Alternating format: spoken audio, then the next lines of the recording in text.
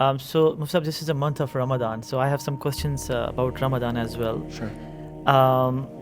So, there's a friend. He was asking, what should we do if we are ill or have a medical condition that makes fasting difficult, but we still want to participate in Ramadan? Some people have some issues. There's two kinds of medical conditions that could make us exempt from fasting at that time. One is a temporary medical condition. For example, somebody hurt themselves, they had a fall, they're in a lot of pain, they need to take painkillers. This is a situation, but it's temporary. Similarly, somebody got a very bad virus, a bug, a flu, and they're knocked out and they're on all these meds, and they need to take care of themselves for a few days before they're able to get up on their feet again. So there are temporary bouts of illness, and then there are health conditions that are of a permanent and non-reversible nature. So, for example, somebody who is severely diabetic, they're insulin dependent, and it's just not possible for them to stay away from eating and drinking for that amount of time. It's just not possible for them. Their blood sugar levels are just, they're too irregular, or they're too volatile.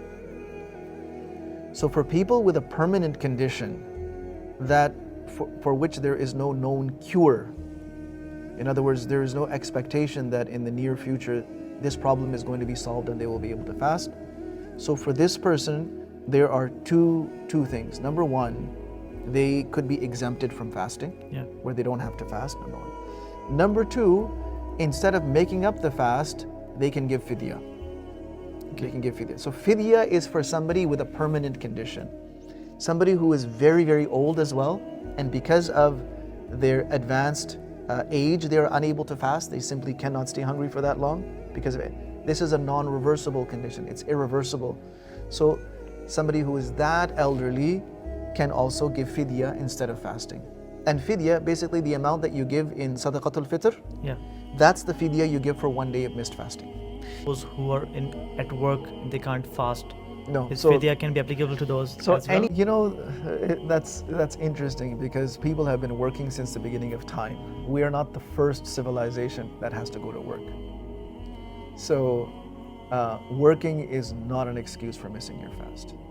In fact, Islam is for the working person.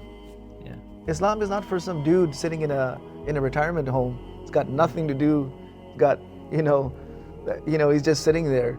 And no, Islam is for the working person. Islam is for the laborer. It's for the businessman. It's for the CEO. It's for the head of state.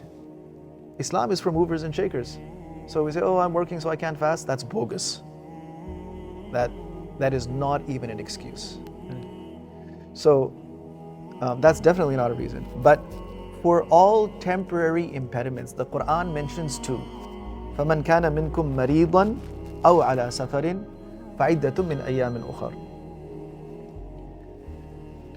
فَمَنْ كَانَ مِنْكُمْ مَرِيضًا, if one of you is sick or they are traveling, then you can make up the fasts that you have missed. In other words, you can miss those fasts, but you can make up for them in other days out of Ramadan.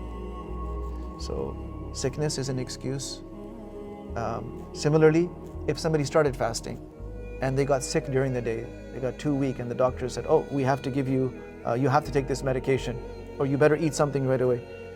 So they had to break their fast because of sickness. So now they just have to make up for that anytime after Ramadan. But the missed fasts do have to be made up.